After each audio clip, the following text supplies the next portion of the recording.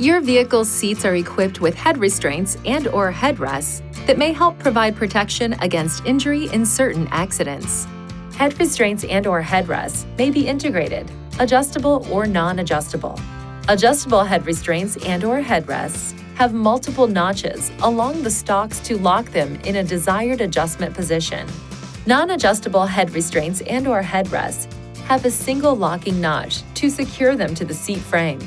To properly align adjustable head restraints and/or headrests, place the head restraint and/or headrest so its center is in line with the center of the ear.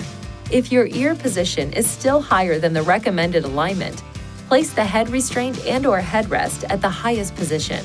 To raise the head restraint and/or headrest, pull up. To lower, press and hold the lock knob while pushing the head restraint and/or headrest down. Please see your owner's manual for further details.